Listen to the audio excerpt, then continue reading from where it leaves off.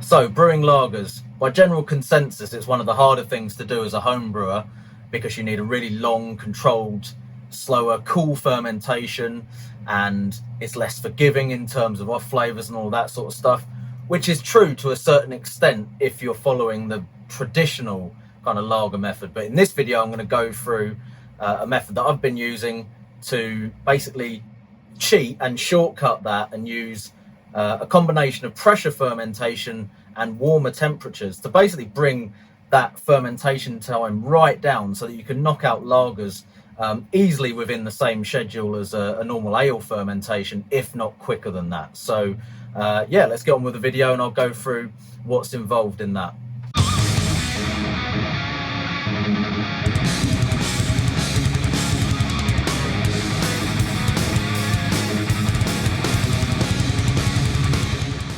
Okay, so before anyone starts ranting in the comment section, then yes, you know, if you want to be strict about it, then maybe some people wouldn't consider this a lager if you are fermenting it warm and so on.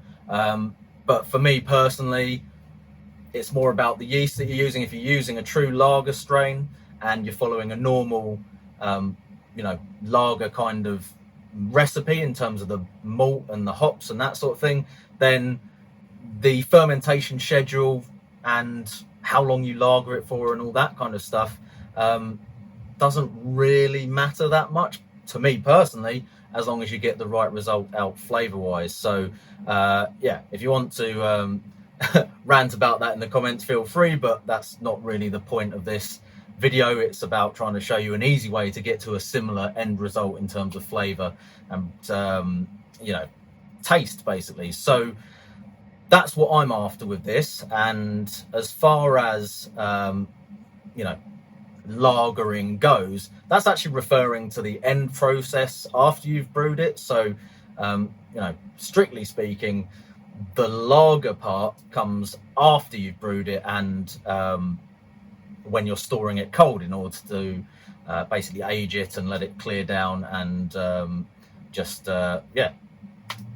crispen up into a nice clean lager at the end. So yeah, technically by definition it doesn't mean that you have to ferment it in a certain way or at a certain temperature and so on.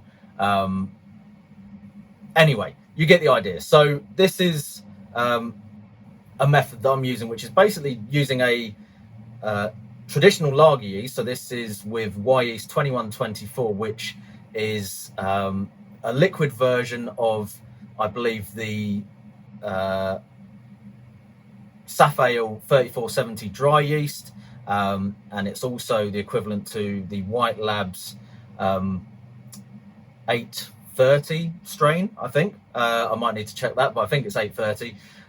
All of which I believe are derivatives of the Weihenstephan strain, which is a very popular and well-used commercial lager strain that is used in loads of breweries around the world for good reason, because it produces really clean, really reliable lagers without too much effort. Now, there's also an imperial version of that as well. So the global imperial yeast, I think, is the same strain as well. So in previous videos, I've already talked about using that lager yeast at warmer temperatures because it is very temperature tolerant anyway. So I'll put a link up to one of the previous videos I've done, but you can ferment that lager yeast warm anyway and get a fairly, clean, decent result from it, which is not going to differ hugely from a long drawn out cold fermentation. That said, even with that yeast, it's quite a quick worker anyway. And if you're still doing it at the cooler temperatures, in my experience, you can get the fermentation done in a reasonable amount of time. Certainly within 2 weeks is possible. But obviously, if you push the temperature up, it's going to speed up the action of the yeast. And in some cases, with other lager yeast, that might draw out more esters or other off flavors from the yeast that you don't normally want in a lager, but the Weihenstephan strain is very temperature tolerant, and like I said, you can get away with warm fermentation anyway with that all the way through. A lot of you may have heard of the fast lager technique, which is where you start off at the low temperature and then ramp it up, which is kind of a variation on doing that. I think that one's a little bit better if you're using other lager strains where they're maybe not going to work so well at the warmer temperatures. So there's various other ways of doing this already where you can use the temperature to increase the speed of fermentation. What I'm doing in addition to that in this video is also using pressure. So I've got a Fermzilla all-rounder that I'm using for this beer, and it's a really brilliant kind of entry-level fermenter for starting you off with pressure fermentation. It's the more basic version of the full-size Fermzilla, which has all the valve dump tap apparatus at the bottom of it. This one doesn't have any of that, so it's just a round fermenter with the pressure lid on the top that you can then run gas into or attach a spunding valve to, and so on. So I'm using that. I think it's a great bit of kit for the money, and like I said, you can get into pressure fermentation with that without too much expense, certainly compared to, you know, some of the equivalent kind of stainless equipment that you would need to get if you want to do it with the metal fermenters basically. So we're using pressure as well as the warmer temperatures. Pressure fermentation will naturally inhibit the esters from yeast and stuff and keep it extra clean as well. So if you have a temperature tolerant yeast and pressure fermentation together, theoretically you can get you know, a super clean fermentation without having to worry about doing a long, slow, low temperature ferment like you would traditionally do with a lager. So hopefully you'll be able to get out at the end something that's going to be fairly indistinguishable from something that might have taken a week or 2 weeks or even longer to ferment when you were doing it at, say, 10 to 12 degrees fermentation temperature and so on. The pressure will also help to speed up the fermentation as well. So pressure will increase the reaction rate in terms of the yeast actually chewing its way through those sugars and producing the alcohol and stuff. So you've got the temperature and the pressure both working together to actually speed up fermentation, but also the pressure kind of subduing any esters or off flavors that might be generated normally if you were pushing the temperature on a typical lager yeast. So like I said, this particular yeast is very temperature tolerant anyway, so you can get away with quite a lot in terms of temperature. I didn't go beyond sort of normal ale temperature range on this, but I think you probably could push it a bit further than what I did and still end up with a clean result at the end. So yeah, essentially that's the method. It's basically just ferment at ale temperatures under pressure. In this one, I think I did it at about 15 psi, and you should be able to get it done, certainly in terms of the actual primary ferment, in a week or less. Now, you're not necessarily going to be able to speed up the lagering process because obviously that comes afterwards, and particularly with yeast like this one, which don't necessarily flocculate that well, you may need some time to let it settle out and clear. But the beer at the end of this, even after sort of a week or so's fermentation, was drinkable as it was, if a little bit cloudy. So you can still shortcut with that as well by maybe using clarifying agents like gelatin or other finings after you've fermented in order to drop it clear as quickly as you want. But you know, obviously it's still going to benefit from a little bit of cold storage if you've got time to do that. But if you cheat on the clearing side of things as well, you could probably get the whole thing turned around in a fortnight or less. I know there's other people who will have done videos on this. I think Dr. Hand has got loads of videos on pressure fermentation and specifically on fermenting lagers as quickly as possible. The goal with this wasn't necessarily to, you know, turn the lager around as fast as I possibly could, but it was just to you know, get a nice lager done within the normal kind of ale fermentation schedule that I would normally use, so that I don't have to A, keep the fermentation fridge being used for the lager for all that time, and B, so that if I'm running it at normal ale temperature, I can actually ferment something else in there at the same time, because I've got a big kind of larder fridge that I use for my fermentation chamber, so I can actually get two things in there at once. So if I'm doing one lager under pressure at 19 degrees, I can still ferment another beer in there at the same temperature using any other kind of ale yeast that's happy in that sort of range. So Yeah, I'm going to go through the kind of recipe and the fermentation process. I'll do it a little bit differently this time, so I'm going to kind of talk through it as the footage is on rather than doing the usual musical montage or whatever. So let's have a look at how it went, and then we'll get on to the beer at the end and see how that came out.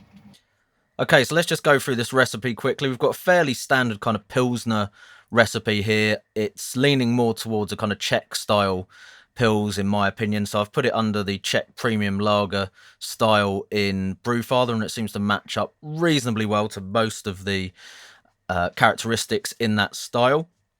It's a 20-litre batch at a 78% brewhouse efficiency. I will put a link to the recipe itself in the description, so just go down there if you want to see it online or whatever. So looking at the grain bill, we've got 3.7 kilos of pilsner / lager malt. This was a UK lager malt. It is... which one is it? It's actually the Baird's 1824 lager malt, which I've used a few times. Seems quite good. If you can get some proper, European good quality pilsner malt, then I would recommend using that if you can. So some of the Vehemen stuff is great for things like this, but it is obviously a little bit more expensive. So that's just something to bear in mind. I've got 200 grams of Munich in there as well, which is about 5% of the grist, just to add a little more depth to the malt characteristics on this one. And then 140 grams of melanoidin. That's about 3.5% of the total grist. So melanoidin is quite often used to kind of emulate the flavors that you might get from decoction mashing. I'm not messing around doing anything like that, so I would rather just try and putting in a little bit of extra melanoidin to see if that helps to, again, bring up the body and maybe add a touch of sweetness, an additional colour as well, because it's about 70 EBC, so it will just bring your colour up a little bit as well, the same as adding a sort of light to medium crystal malt, but without maybe those kind of caramel flavours that you get from those. So that's the grist, pretty straightforward. Results in a colour of about 8.7 EBC, which is pretty much in the middle of where you want it for that style. Then the hop schedule, we have 16 grams of Aurora at 60 minutes, 30 grams of SARS and 25 grams of Aurora at 20 minutes, and then 40 grams of SARS and 20 grams of Aurora at hop stand. So that's 20 minutes at about 80 degrees C. So SARS is pretty typical for this sort of beer. Aurora, you may not have heard of as much, which is a... where is it from? Slovenia. So it's a Slovenian variation on Slovenian Fuggles, or Styrian Goldings, as you might know them more commonly. And basically that hop is supposed to be like those classic kind of Styrian Goldings, but maybe with a little bit of extra fruitiness in there. I'm not so sure about whether it's got those fruity qualities that the description talks about, but it's certainly got a nice kind of traditional noble flavour with some spicy herbal notes on it. And maybe just a touch of fruit flavour to it too. So it's a nice complement for the SARS, or I hope it will be anyway, and should work well paired up with that. So that gives us 42 IBUs, so it's a fairly punchy bitterness for a lager, but I do like my pilsners to have a good kick of bitterness on them. So 42 IBUs is up towards the top end of what you would expect for style, but it's not unheard of for pilsners to be up around 40 or even slightly higher IBUs. Okay, so just quickly talk about the water as well. Started off with RO as I would normally do, and I've added basically the bare minimum I can just to get me to a enough calcium for sort of yeast health and that sort of thing. So around about 30 ppm I think is okay for that. Obviously really soft water can be even lower than that, but whether or not people add salts to that is a different question. So yeah, I've gone with an addition of 2.4 grams of calcium chloride, and that's to the total volume of water that I'm using. So I always combine the mash and the sparging water as one in terms of adding the additions. I just find it's easier that way. Saves me having to measure out two lots of minerals, when if you put it all together you're going to get the same water profile out at the end anyway. Some people like to do it slightly differently to that, but I'm all for keeping it simple. And then in addition to that, just another gram of gypsum as well. So that ends up with a water profile of around about 32 ppm calcium. There's no magnesium because I haven't added any, or sodium, and 42 chloride and 20 SO4. So with the chloride and sulfate levels down that low, I think even though you've got more chloride than sulfate at about a 2-to-1 ratio, I don't think it's going to make a huge amount of difference to the flavor profile in terms of that level of chloride versus the sulfate, because they're both so low anyway. That should give us, with the addition of some phosphoric acid at about 4 mils, a pH of around 5.2. You do generally need to add a bit of acid to beers like this, even if you've got a very soft water profile, because you just still need a little bit of acid to help bring it down to the right pH. And for pilsners, I do like to get that pH down as close to 5.2 as I can. Right, so I think that's about it. Only thing I've not mentioned there is yeast. So it's Yeast 2124, which is their version of the Heinz-Stefana strain. So final numbers for that: 5% ABV expected, an OG of 1049, FG of 1011. We have a colour of 8.7 EBC and around 42 IBUs. I mashed that at about 67 degrees C. Just did a normal 60-minute mash, and I think that's about it. So let's have a look at the brew footage, and we'll just go through that. Okay, so just mashed in as normal. As I said, I only did a 60-minute mash with this one, and my mash temperature came out slightly higher than expected. I think it's a good idea with this yeast to keep your mash reasonably high, because it does attenuate down quite heavily if you mash lower with this one. pH was pretty much bang on, so 5.22, which is great.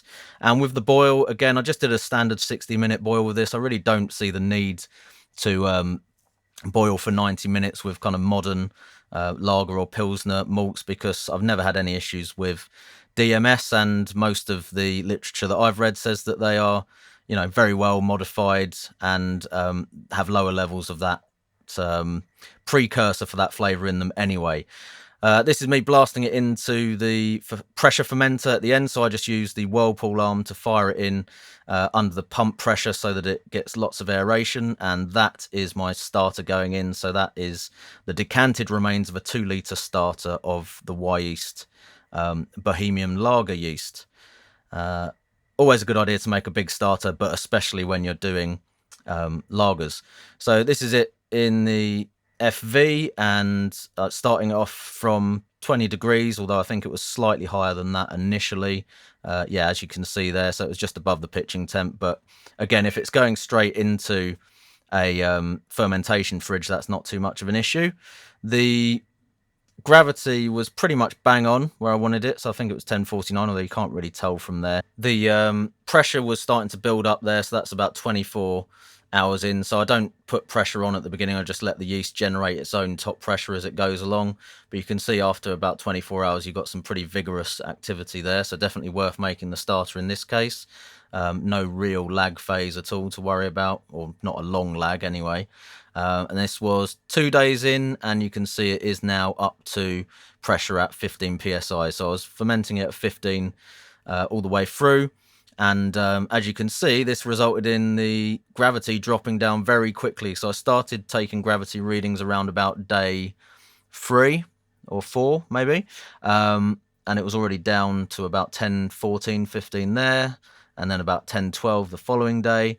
And around about day 5 or 6, I think it was pretty much settling out at 10, 11, which was the expected final gravity according to the recipe. So pretty much hit all the numbers on this one. I did leave it for a couple more days after that just to make sure. You could probably turn it around even quicker than I did if you are confident enough to rack it off to a keg as soon as you hit final gravity. But this yeast does attenuate quite a lot sometimes, so I just wanted to make sure it was actually stopped at 10, 11, which it was in the end. So you can see that on the graph here.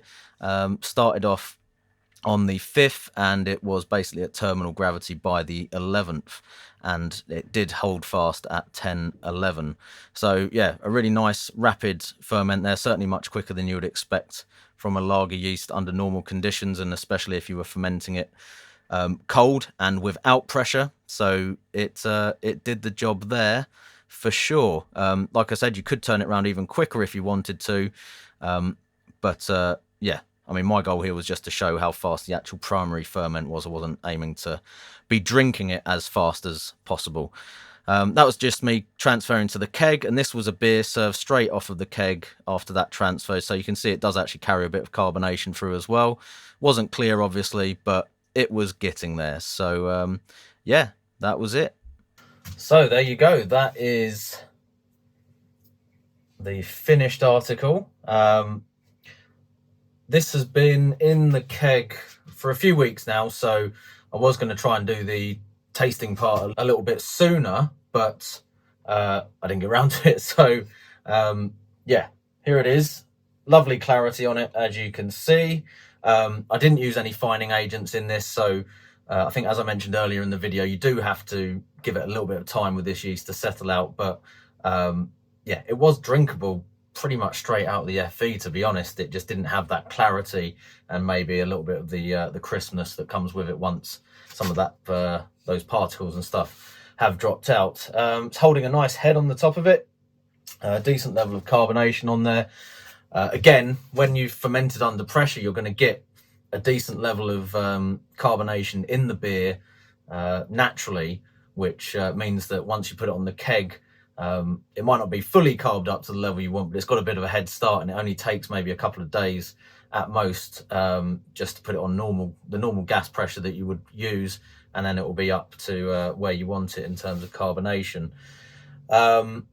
This one I did at 15 psi, and once you cold crash, that will put quite a bit of that CO2 into solution in the beer, so it works quite well in that respect. So as I said in the clips just gone by, it was pretty much fermented out in 5 or 6 days in terms of hitting final gravity. I left it for a couple more days just to be sure, and then cold crashed after that. So I think it was into the keg within about 10 days. I could have pushed it a bit faster than that if I'd wanted to. So I think it probably could have been in the keg within a week. But like I said, I wanted to just make sure that it was completely finished before I did that. And yeah, so if I'd find it with gelatin or something like that, it probably could have been looking and drinking pretty much as it is now within a fortnight easily. As I said, it wasn't the aim to just try and do it as fast as possible, but just to give you an idea of you know, how much it can be speeded up versus normal methods. Anyway, so yeah, it hit all the numbers in terms of where it came out, finishing gravity and ABV. So it was 5% on the button. The yeast is pretty attenuative, so it still hit about 77% attenuation, even though my mash temp was a little bit higher than it was supposed to be. So it mashed at about 67.5. It was supposed to be 67, but this yeast will tend to drop it fairly low anyway, so you'll get good attenuation with that. In fact, you're probably better off mashing a little bit higher so that it doesn't end up dropping too low and giving a really high ABV and quite a dry beer. Anyway, my head is dropping away there because I'm yabbering, so let's have a look at the beer itself. On the nose, there's a nice hoppy aroma. There's a little bit of that kind of slightly sulfury lager kind of smell that you get from the yeast sometimes as well. Not in a bad way, just that kind of yeah, the lager smell basically. So lots of hops, a bit of that kind of lager aromatic from the yeast, and yeah, just a sort of slightly sweet malty background to it. So it smells really good, actually, to be honest. It's got a fairly decent whack of hops in it, this. Not massively high amount compared to a lot of traditional pilsner recipes, but if you're thinking about sort of, you know, generic lagers, it's got a lot more hops in than certainly most of those will. But if you look at proper kind of Czech pilsner recipes and things like that, it's not unusual for them to have quite a big whack of hops in at the end of the boil, or whirlpool. So it's fairly well hopped, but it's not, you know, ridiculous, and there's no dry hop in it. So it's still kind of within the realms of a traditional recipe in that sense, I think.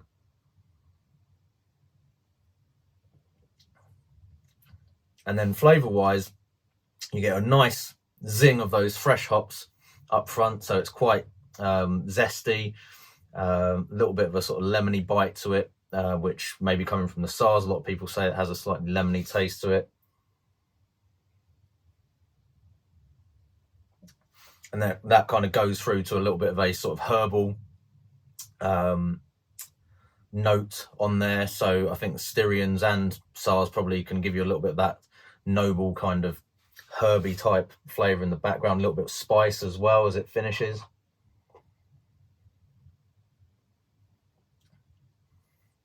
And then afterwards you get a little bit of sweetness coming through from the malt, but it's really crisp. There is that little bit of sweetness, but then there's still quite a dry kind of finish to it as well.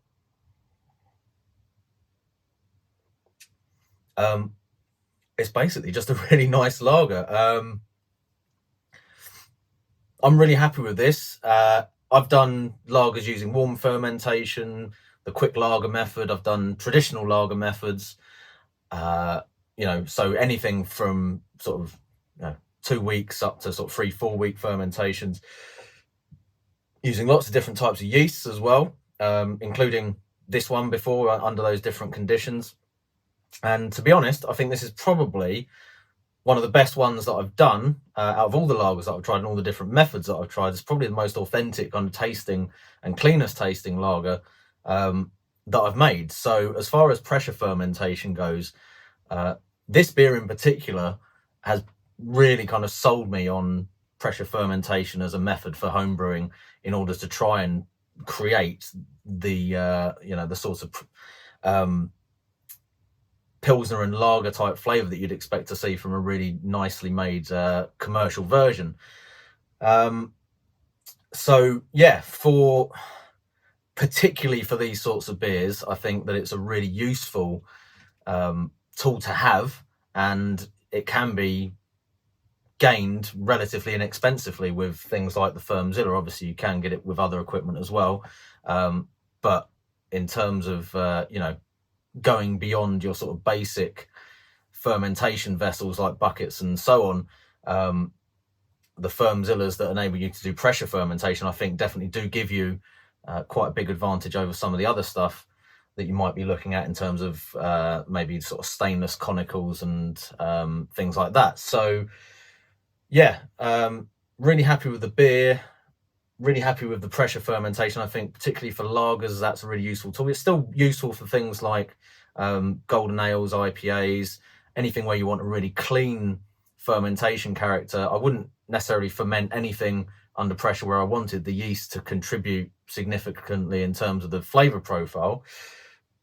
because it's going to basically subdue that. So, anything like a I don't know, like a Hefeweizen or something like that, where you want a lot of character from the yeast coming through, probably putting it under pressure wouldn't be such a good idea. But anything where you want to speed up fermentation and maintain a fairly clean contribution from the yeast, then pressure fermentation would definitely be a good idea in my book. And as we said right at the start, in terms of lagers, this just enables you to do a fermentation at a normal ale temperature and actually turn it around probably faster than a lot of ales would ferment as well if it's under pressure. So this was done under 15 psi at 19 degrees, fermented out in 5 or 6 days, and in the keg within 10, and that's the end result, and I can't fault it, to be honest. So really pleased with that. The recipe is in the link below. Obviously, in terms of the actual fermentation schedule and everything else, you will have to have some sort of pressure fermenter to do that, but the certainly in my experience, the Fermzilla all-rounder is a great starting point if you want to get into that. So that's about it. Cheers, guys. I'm the dude, so that's what you call me, that or his dudeness, or duder, or El Duderino if you're not into the whole brevity thing.